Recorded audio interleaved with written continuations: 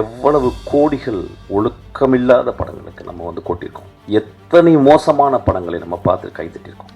அந்த விமர்சனம் சின்ன பின்னில் குத்தலாம், ஒரு சின்ன துளி ரத்தமும் வரலாம். ஆனால் அந்த விமர்சனம் கழுத்தை துண்டிக்கக்கூடாது.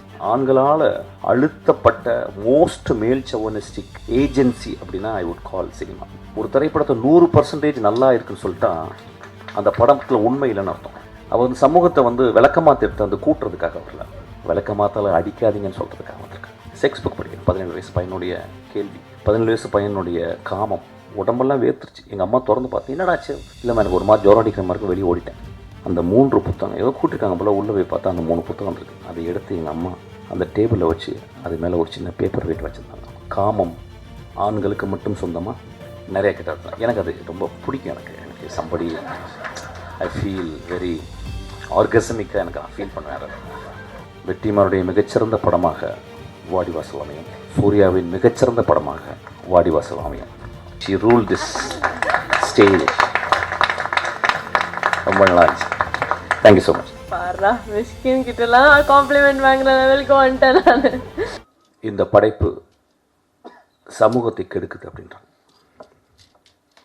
ரெண்டுமே நடக்குது. ஒரு மோசமான கலைப்படைப்பு சமூகத்தை கெடுக்குது, ஒரு நல்ல படைப்பு சமூகத்தை சிந்திக்க வைக்குது. ஒரு சினிமாவுடைய maximum impact, it can stop people for few seconds to think about life. நம்ம லைஃப்பில் நம்ம வந்து we are very busy always and we are terribly bored. We are terribly bored, that's why we are very busy. We are running, ஓடிக்கிட்டே இருக்கோம். அப்போ ஒரு தியேட்டருக்குள்ள ஒரு 2.5 மணி நேரம் போய் உட்காந்து ஒரு படத்தை பார்க்கும்போது, அந்த படம் பார்க்கும்போது நம்மளுடைய சித்தாந்தங்கள், நம்மளுடைய ஐடியாலஜிக்கல், நம்மளுக்கு பிடித்தவை, நம்ம சின்ன வயசுலேருந்து வளர்ந்த நம்மளுக்கு அப்பா அம்மா, இந்த சமூகம், மதம், ஜாதிகள் சொன்ன இந்த சித்தாந்தங்களை அந்த கலைப்படைப்பு கேள்வி கேட்கும்போது, எதிர்க்கும்பொழுது நம்மளுக்கு பெரிய கோபம் வருது. இந்த கோபம் நியாயமுமானது தான். இந்த கோபம் நியாயமானது. ஆனால் நம்ம நல்லா புரிஞ்சுக்கணும், அந்த கலைப்படைப்பை எடுக்கிற அந்த மனிதன் எப்படியாப்பட்ட படைப்பை எடுத்திருக்கான் பாருங்கள். இந்த 100 வருஷத்தினுடைய தமிழ் சினிமாவை நீங்கள் ஒத்து பார்த்தீங்கன்னா, ஒரு சல்லடையில் போட்டு சலித்து பார்த்தீங்கன்னா எத்தனை படங்கள் தேரும். எவ்வளவு கோடிகள் ஒழுக்கமில்லாத படங்களுக்கு நம்ம வந்து கொட்டியிருக்கோம். எத்தனை மோசமான படங்களை நம்ம பார்த்து கைத்தட்டியிருக்கோம், விசில் அடிச்சிருக்கோம். அப்போ நம்ம மனசுக்குள்ளே கொஞ்சம் தர்மத்தோடு பேசணும்னு, விமர்சனம் செய்வதற்கு எல்லோருக்கும் உரிமை உண்டு. ஒரு சொசைட்டி இல்லை எவ்வளவு விமர்சனம் இருக்கோ அந்த அளவுக்கு சொசைட்டி ஹஸ் காட் அ ஃப்ரீடம்னு புரிஞ்சுக்கணும். ஆனால் அந்த விமர்சனம் ரொம்ப ஷார்ப்பாக இருக்கலாம், கிள்ளலாம், சின்ன பின்னில் குத்தலாம், ஒரு சின்ன துளி ரத்தமும் வரலாம். ஆனால் அந்த விமர்சனம் கழுத்தை துண்டிக்கக்கூடாது. அதுவும் ஒரு கலைஞனுடைய கழுத்தை துண்டிக்கக்கூடாது. இந்த படத்தை பற்றி நிறைய விமர்சனங்கள், சென்சாரில் பெரிய போராட்டம், அந்த படத்துலேயே தெரியும். There are many places it is choppy. I could see that it was chopped. அதை சென்சார் பண்ணுறதுக்கு உரிமை இருக்குது. அந்த சென்சாரில் இருந்த மனிதர்கள் அதை பண்ணுறதுக்கு உரிமை இருக்குது. அப்படியே அந்த படம், அந்த கலைப்படைப்பு கொஞ்சம் தப்பிச்சிருச்சு. நான் கலைப்படைப்புன்னு நீங்கள் என்ன சொல்லணுன்னா, நான் வருஷா பண்ணது மட்டும் கலைப்படைப்புன்னு சொல்ல, எல்லா படங்களும் சொல்கிறேன். எல்லா தோக்குற படங்களும். என் ஆஃபீஸில் ஒரு அசிஸ்டன்ட் டைரக்டர் வந்தான்னா, என்னப்பா அப்படின்னா, நான் அசிஸ்டன்ட் டைரக்டர் ஆகணும்னு சொல்லும்போது எனக்கு அவன் மேலே ரொம்ப மரியாதை வந்துடும். ஏன் 2000-3000 தொழில் இருக்கும்போது ஒரு இளைஞன் நான் சமூகத்திற்கு கதை சொல்லணும்னு வரானே, அவன் எவ்வளோ பெரிய கலைஞன். அவனுக்கு சொல்ல தெரியுதோ இல்லையோ, அவனுக்கு சொல்ல வருதோ இல்லையோ, அவனால் சொல்ல முடிஞ்சதோ இல்லையோ, 30 வருடங்கள் ரோட்டிலே இந்த தெருவுகளில் வேஸ்ட் பண்ண, இந்த டீ கடையில் வேஸ்ட் பண்ண அசிஸ்டன்ட் டைரக்டர் எனக்கு தெரியும். என்னை விட வெற்றிமாறனோட அறிவான ஆழ்ந்த சிந்தனை உள்ள அன்பினால் உருவாக்கப்பட்ட அவ்வளவு மேன்மையான அசிஸ்டன்ட் டைரக்டர்கள் இந்த இந்த இந்த ரோடுகள் சாவடித்திருக்கு. அப்போ ஒரு படத்தை நம்ம பார்க்க போகிறோம். இந்த படத்தை எழுதின இந்த குழந்தை ரொம்ப நாளைக்கு முந்தைய ஒரு கூட்டம் தான் வெற்றி. எனக்கு அந்த குழந்தைய முத சேரும்போது அப்போ இத்தனை கூட்டு இப்பயும் வளரல, இவ்வளோ தான் வந்திருக்கா. அப்போ வரும்போது நான் பார்த்தேன் அந்த பொண்ணு. எப்பயுமே பொண்ணுங்க சினிமாவுக்கு வரும்போது அவ்வளோ சந்தோஷமாக இருக்கும். ஏன்னா ஆண்களால் அழுத்தப்பட்ட மோஸ்ட் மேல் சவனிஸ்டிக் ஏஜென்சி அப்படின்னா ஐ வுட் கால் சினிமா. அப்போ அதில் ஒரு பெண் வர்றான். ஒரு பூ முட்கள் கூட நடந்து வருது. அப்போ நான் அந்த பொண்ணை பார்த்துட்டு, இந்த பொண்ணு நல்லா பிரைட்டாக இருக்கான் வெற்றி அப்படின்னு 2-3 புத்தகம் கொடுத்தேன். அதை வெற்றி நேற்று எனக்கு சொன்னான். ஆக்சுவலாக இந்த படத்தை பார்க்க போகிறீங்க. இந்த படத்தை 50% பிடிக்க போகுது, 50% பிடிக்காமல் இருக்க போகுது. இதுதான் ஒரு திரைப்படம் செய்ய வேண்டிய வேலை. ஒரு திரைப்படத்தை 100% நல்லா இருக்குன்னு சொல்லிட்டா அந்த படத்தில் உண்மை இல்லைன்னு அர்த்தம். ஒரு படத்தில் 100% நல்லா இல்லைன்னா அது கலைப்படைப்பு சரியாக எடுக்கப்படவில்லை என்ற அர்த்தம். ஒரு படம் 50 விழுக்காடு நல்லா இருக்குன்னு சொன்னாலும் 50 விழுக்காடு நல்லா இல்லைன்னு சொல்லணும், அது நல்ல கலைப்படைப்புன்னு நான் புரிஞ்சுக்கிறேன். ஒருவேளை இந்த படம் அந்த 50 விழுக்காடு நல்லா இருக்குன்னு சொன்னவங்கள மனசுக்குள்ளே வச்சுட்டு 25 விழுக்காடு மட்டும் நல்லா இருக்குன்னு சொல்லலாம். ஸோ 75 விழுக்காடு இந்த படத்தை நிராகரிக்கலாம். ஆனால் அந்த படத்தினுடைய நியாயத்தை நீங்கள் பார்க்கணும். இந்த படத்தை நேற்று இரவு நாங்கள் ஒரு 6 பேர் பார்த்தோம், 5 பேர் பார்த்தோம். அந்த படத்தை பார்த்து முடித்த உடனே லைட் போட்டு வெற்றி எனக்காக வெயிட் பண்ணிகிட்டே இருந்தான். அப்புறம் தூங்கிட்டான். வெற்றி என்னை மாதிரி தூங்காதவங்க கிடையாது, கரெக்டாக தூங்கிடுவான். ஆனால் அதுக்கப்புறம் நான் ஒரு 3 மணிக்கு ஒரு 2:30 மணிக்கு எழுப்பி பேசினேன். அப்போ அந்த படம் முடிஞ்ச பிறகு என் அசிஸ்டன்ட் டைரக்டர் வந்து ஒரு நீண்ட விவாதம் பண்ணாங்க. அந்த விவாதத்தில் இரு அணியாக மாதிரி எனக்கு பிடிக்கல சார், எனக்கு பிடிச்சது சார் அப்படின்னு ஒரு பெரிய விவாதம் வந்துச்சு. நான் டைரக்டராக அந்த பசங்க பேசுகிறத கேட்டுகிட்டே இருந்தேன். 4 பேர் ரொம்ப உக்கிரமாக பேசினாங்க. அதில் அவங்களுக்குள்ள சண்டையெல்லாம் வந்துச்சு. அதில் 5ஆவதாக ஒரு அசிஸ்டன்ட் டைரக்டர் ரொம்ப அமைதியாக உட்கார்ந்துருந்தாங்க. அவ்வளோ ஒரு பெண். அப்போ நான் சொன்னேன், நில்லுங்கடா, நம்ம எல்லாம் ஆம்பளைங்களே பேசிக்கிருக்கோம் ஒரு படத்தை பார்த்து. இது பெண் வாழ்க்கையை பற்றி, பெண்ணுடைய அந்தரங்கங்களை பற்றி, பெண்ணுடைய ஆசையை பற்றி எடுத்திருக்கா. ஆம்பளைங்களுக்கு புரியாதரா, அந்த பெண்கிட்ட கேட்கலாம் அப்படின்னு. அந்த பெண் சொன்னான், எனக்கு பிடிச்சிருக்கு சார்.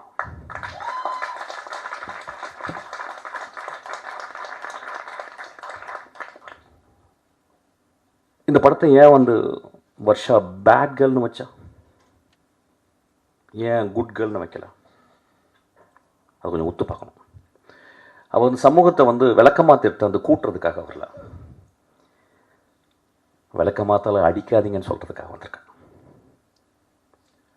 ஏன் அவன் குட் கேர்ள்னு வைக்கல, பேட் கேர்ள்னு வச்சானா அந்த அந்த கதாசிரியன், அந்த குழந்தைக்குள்ள கதாசிரியன், அந்த குழந்தைக்குள்ள வாழ்க்கை அனுபவம், அந்த குழந்தை சந்தித்த மோசமான தருணங்கள், இதெல்லாம் ஒரு பெண்ணை எப்படி பண்ணுது அப்படின்றதுக்கு ரொம்ப மனசில் ஆழமாக எனக்கு தெரியும். ஒரு படத்துக்கு டைட்டில் வைக்கிறதுக்கு 6 மாதம் ஆகுது, எனக்கும் வெற்றிக்கலாம்.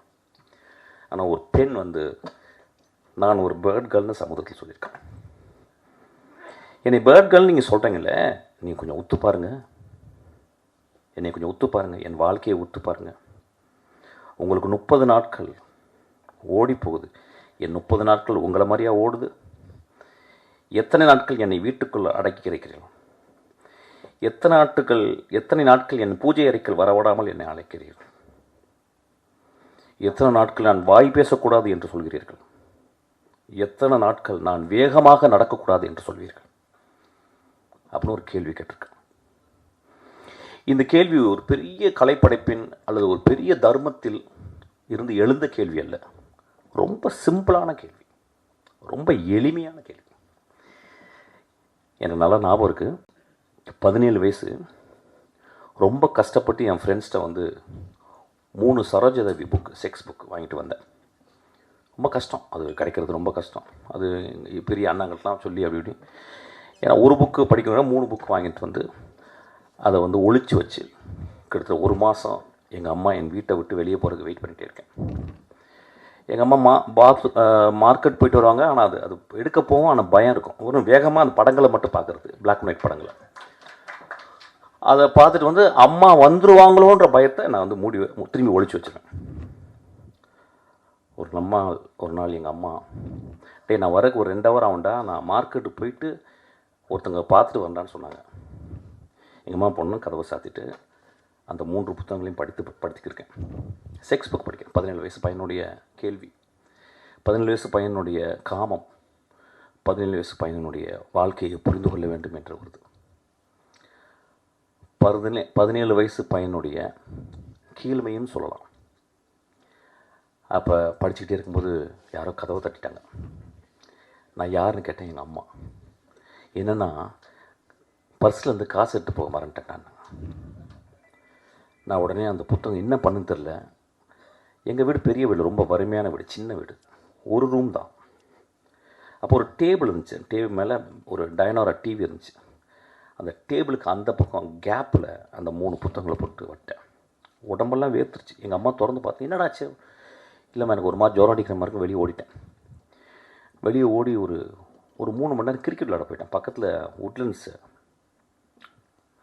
அந்த பழைய உட்லண்ட்ஸ், அங்கே கிரிக்கெட் விளையாட போயிட்டு சாயங்காலம் ஒரு 6 மணிக்கு வரேன். வந்தால் எங்கள் அம்மா வெளியே ஏதோ கூட்டிக்கிட்டு இருக்காங்க. நான் உள்ளே போகிறேன். பார்த்தா எனக்கு பெரிய ஷாக்கு. அந்த 3 புத்தகம் ஏதோ கூட்டிருக்காங்க போல். உள்ளே போய் பார்த்தா அந்த 3 புத்தகம் இருக்குது. அதை எடுத்து எங்கள் அம்மா அந்த டேபிளில் வச்சு அது மேலே ஒரு சின்ன பேப்பர் வெயிட் வச்சுருந்தாங்க. எங்கள் அம்மாவை நான் பெரிய கடவுளாக பார்த்து தரணும். நண்பர்களே, இப்போ நான் ஒரு சின்ன சுச்சுவேஷனை மாற்றுறேன். அந்த 17 வயது இன்றைக்கி உங்கள் முன்னால் பேசிக்கிருக்கேன். இந்த பையன் ஒரு பெண்ணாக இருந்தால் என்ன இருக்கும் யோசிச்சு பாருங்க. அப்போ எனக்கு ஒரு சுதந்திரம், ஒரு பெண்ணுக்கு சுதந்திரம் கொடுப்போமா? எங்கள் அம்மா அநேகமாக அவளை விளக்கமாத்தால் அடித்திருப்பாள் என்று நினைக்கிறேன். காமம் ஆண்களுக்கு மட்டும் சொந்தமா? ஏன் கடவுள் ஆண்களுக்கு குழந்தை பிறக்கக்கூடிய தகுதியை கொடுக்காமல் 10 மாதம் சுமக்கும் கற்பையை பெண்களுக்கு கொடுத்திருக்கிறான்? நம்மளோட ஒரு படங்கு மேலே தான் அவங்க. நம்மளோட ஒரு படங்கு இயற்கை அவங்கள ரொம்ப மதிக்குது. நம்மளோட அவங்க வரம் பெற்றவர்கள் பெண்கள். இந்த படத்தை நான் வந்து ரொம்ப எக்ஸ்ட்ராடினரியான படைப்புன்னு திருப்பி சொல்ல மாட்டேன். There are great moments are there. First of வந்து நீங்கள் பார்த்தீங்கன்னா இந்த படத்தினுடைய பிளானை பாருங்கள். ஒரு சின்ன குழந்தை, அந்த குழந்தை ஆனால் 3 பருவத்தை சொல்வதற்காக 3 கேமராமேனை தேர்ந்தெடுத்திருக்கான். அவள் எவ்வளோ பெரிய அதுக்காக ஒரு கிளாப் அடிப்போம். அவளுக்கு அவள் எவ்வளோ சீரியஸாக இயங்குறா பாருங்கள். She would have very easily asked for some great cameraman like P.C. Sriram or somebody else. They would have come for grassroots. They would have come. They would have readily accepted even for a peanut of money. அவள் ஏன் 3 எனக்கு 3தையும் வேறு பெர்ஸ்பெக்டிவில் பண்ணணும். C, இந்த உலகமே perspective கிடைக்க மாட்டேங்குது இந்த உலகத்துக்கு. அப்போ பாருங்கள், அவள் இன்னும் 30-40 வருடம் ஒரு மிகச்சிறந்த இந்தியாவின் மிகச்சிறந்த டைரக்டர் ஆக போகிறதுக்கு இங்கே விதைய ஆரம்பிக்குது. அவள் 3 பெர்ஸ்பெக்டிவ்களை பார்க்குறான். அதுக்கப்புறம் தெரிஞ்ச ஒரு ஹீரோயினை யாரோ கூட்டியாந்து அது பண்ணல, யாரோ ஒரு தெரியாத ஒரு பொண்ணு இவர் தேடுறான். இந்த வாழ்க்கையில் வந்து வருஷம் இருக்கா அந்த படத்தில் நடித்த அந்த கதாநாயகனுக்கும் அந்த வாழ்க்கை இருக்குது. இங்கே இருக்க எல்லா பெண்களும் அந்த வாழ்க்கை இருக்குது. இந்த மாதிரி ஒரு விழாவை நான் பார்த்ததே இல்லை.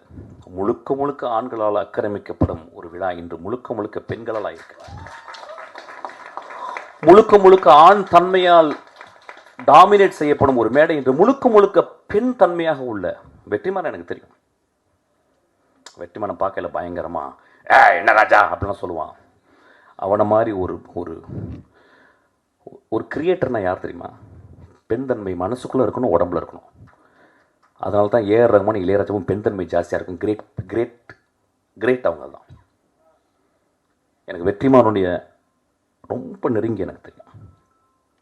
நான் அவ்வளோ பக்கத்தில் அவனை அப்படியே ஒத்து பார்த்துருக்கேன். வெற்றிமாறன் இன்னைக்கு இவ்வளோ உயரமாக வந்திருக்காருன்னா படித்து சினிமாவை சிந்திச்சு தான் வந்திருக்கான். அந்த பட்டறையில் இன்றைக்கி ஒரு கத்தி வந்திருக்கு, ஒரு முள் வந்திருக்கு, ஒரு பூ வந்திருக்கு. முள்ளு குத்தணும். கத்தி ஆப்பிள்களை வெட்டுறதுக்கு தேவைதான், ஆனால் பூவை நம்ம கசக்கிக்கூடாது. அவர் இந்த படத்தில் வந்து ஒரு ஃபில்ம் மேக்கராக the way she handle the closeups, இந்த படத்தை வந்து ஒரு நல்ல ஸ்டடின்னு சொல்கிறேன். அதாவது நெக்ஸ்ட் ஜெனரேஷனுக்கு வந்து இந்த படத்தினுடைய க்ளோஸ்அப்பை, ஒரு பெண்ணை, எனக்கு தெரிஞ்ச தமிழ் சினிமாவில், இந்தியன் சினிமாவில் ஒரு பெண்ணினுடைய முகத்தை இத்தனை ஆங்கிளில் இவ்வளவு அழகாக எந்த படமும் காட்டலன்னு நினைக்கிறேன். மணி சார் ஒரு பேட்டியில் சொல்லியிருக்காரு, there are very very few directors who knows how to compose close-ups அப்படின்னு இருக்காரு. I think she is one of the director. இந்த படத்தில் ஒரு அந்த க்ளோஸ்அப்பில் அந்த கதாநாயகனுடைய பருவை காட்டிருக்கு. அது வெரி சிம்பாலிக். அந்த பரு வந்து எவ்வளோ ஒரு எவ்வளோ இரிட்டேட்டிங்காக இருக்க ஒரு விஷயம். ஆனால் பரு இல்லாத வாழ்க்கை இருக்க. பரு இல்லாமல் ஒரு பெண் பருவம் அடைய முடியுமா? அப்போ வாழ்க்கையில் நமக்குள்ளே இருக்குது. ஒட்டடை குச்சிகள் இல்லாத வீடு முழுமையாகுமா? ஒட்டடை குச்சிகள் இல்லாத வீடு முழுமையாகுமா? வீட்டுக்குள் எப்பொழுதுமே ஒட்டடைகள் செய்யலாம். என் மகளுக்கு ப்ராப்ளம் வந்திருக்கு. இன்றைக்கி அவள் ப்ராப்ளம் இல்லாமல் இருக்கா, 26 வருஷம் 25 வயசில். இன்றைக்கி என் மகளை பார்த்தா அப்படியே எதை பற்றியும் நான் கேட்குறதில்ல. ஆனால் அவளுக்கு 13 வயது பருவமடைந்தது அவளுக்கு நிறைய ப்ராப்ளம் வந்திருக்கு. நம்ம எல்லாருக்குள்ளேயும் கருணையோடு நம்ம பார்க்கணும். இந்த படத்தை நீங்கள் கருணையோடு பார்க்கணும் நான் கேட்குறேன். வெற்றிமாறன் ரொம்ப சின்சியராக இந்த படத்தை தயாரிச்சிருக்கான். அவன் நினச்சிருந்தா யாரோ ஒரு பெரிய டேரக்டர் கொடுத்து, நான் இவ்வளோ காசு போடுறேன், எனக்கு இவ்வளோ சம்பாதிச்சு கொடுக்குற மாதிரி ஒரு படம் எடுத்து கொடுக்குறேன்னு சொல்லலை. எனக்கு காசு வேணாண்டி வருஷா, உன் இதயத்துலேருந்து ஒன்று எடுத்திருக்க, அதுக்காக அதை வச்சுக்கடி, நான் கஷ்டப்பட்டு சம்பாதிச்ச பணத்தை கொடுத்துருக்கேன், அதுக்காக அவனுக்கு அவருக்கு.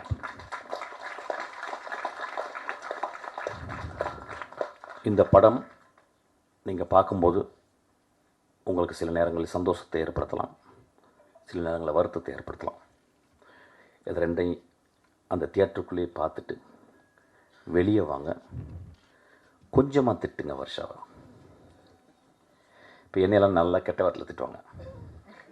நான் ஏதாவது பேட்டி கொடுத்தேன் கீழே, அவள் என்ன பூவா, அவள் என்ன, அதுவும் சொல்லக்கூடாது. ஆக்சுவலாக நிறைய கெட்ட வார்த்தை. எனக்கு அது ரொம்ப பிடிக்கும். எனக்கு சம்படி ஐ ஃபீல் வெரி ஆர்கசமிக்காக எனக்கு நான் ஃபீல் பண்ணுவேன். அது வெரி மேசோகிஸ்டிக் நான் ஆக்சுவலாக. ஆனால் குழந்தைய அப்படி திட்டாதீங்க. அந்த குழந்தை ஒரு பெரிய வைரம். ஒருவேளை தமிழில் இந்தியாவில் முதல் ஆஸ்காரவை வாங்கலாம்.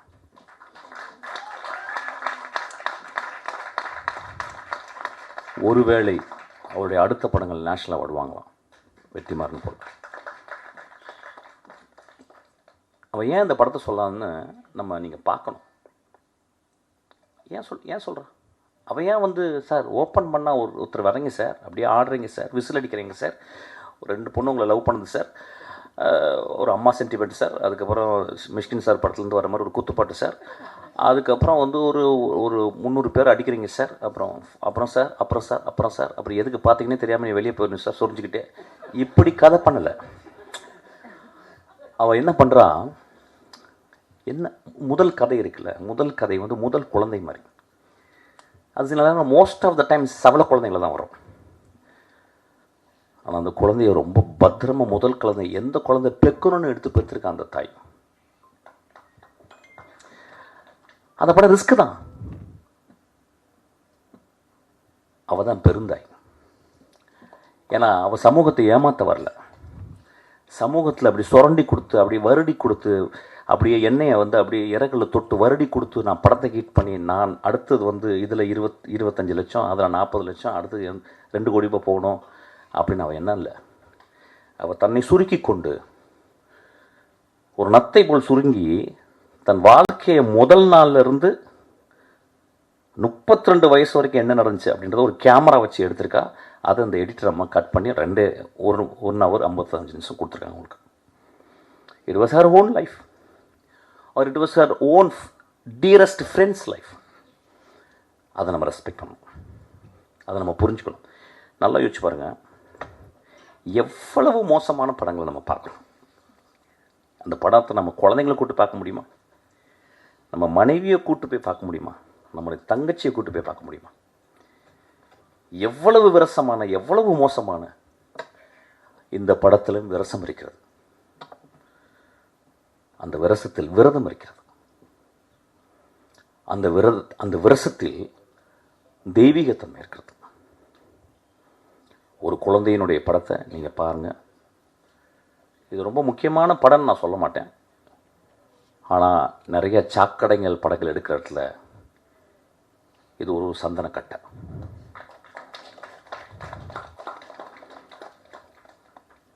பத்திரிகையாளரை பற்றி என் படங்கள் கூட நான் கேட்டதில்லை. இந்த படம் உங்களுக்கு பிடிக்கும், இந்த படம் உங்களுக்கு பிடிக்காமையும் போகலாம். It depends. ஆனால் கொஞ்சம் மனதில் கொஞ்சம் ஈரத்தோட அந்த பெண்ணுடைய ஹானஸ்டியை பார்த்துட்டு, ஏன் இந்த படம் எழுதணும் அவன் அப்படின்ற ஒரு ஹானஸ்டியை கொஞ்சம் பார்த்தீங்கன்னா உங்கள் எழுத்தில் அந்த மையோடு சேர்ந்து கொஞ்சம் உதிரமும் வரும், கருணையும் வரும். இந்த படத்துக்கு 36 மார்க்காவது போடுங்க. இந்த படத்தை ஃபெயில் ஆக்கிறாதீங்க. இப்போ என் படத்தெல்லாம் ஃபெயில் ஆக்குவாங்க, என்னால் உரிமை இருக்கு. ஏன்னா நான் வந்துட்டேன். வெற்றிமாறன் படத்தை ஃபெயில் ஆக்கலாம், அவனுக்கு வந்துட்டான். ஆனால் என் குழந்தை, உங்களுடைய மகள் வர்ஷா, அவளை பத்திரமா பார்த்துங்க.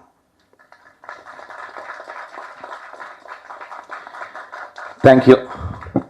ரொம்ப அமைதியாக பேசிட்டேன்ல. ஓகே, அடுத்து நான் ஒரு ரிக்வெஸ்ட். இதுதான் கான்ட்ரவர்சி.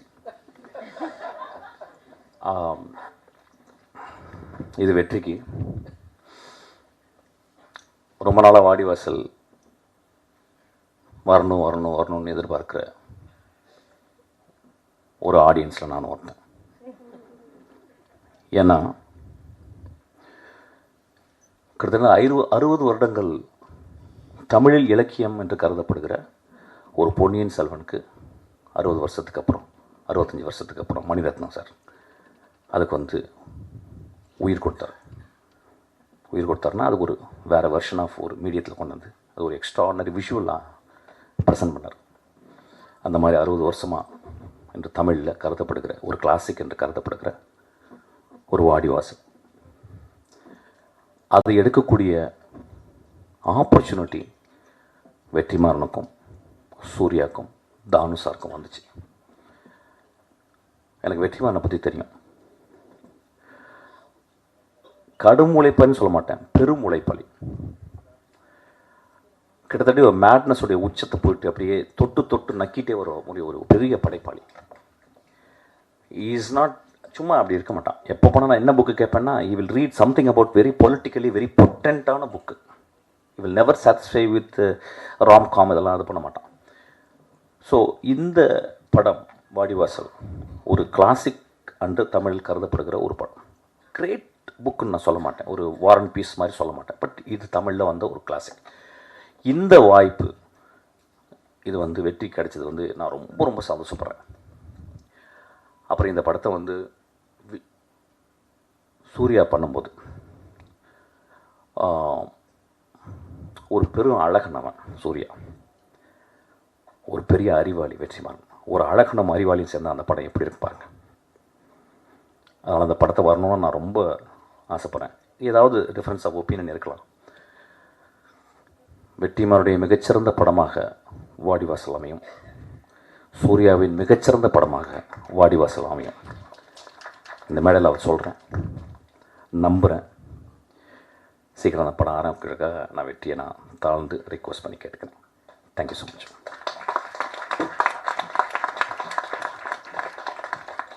ஸ்டேஜில் ஏற்றும் போதே சொன்னேன்ல, இந்த மாதிரி டஃப் ஆக்ட் டு ஃபாலோ அப்படின்னு. Sir, you really do have a tough act to follow now. Sorry, தூக்க கழகத்தில் ஒன்றும் பேச முடியல. ஆக்சுவலாக நிறையா மறந்துட்டேன். அந்த ஹீரோயினாக நடித்தவங்க, அவங்க பேர் என்னம்மா? அஞ்சலி. ரொம்ப எக்ஸ்ட்ரானரி பெர்ஃபார்மன்ஸ்.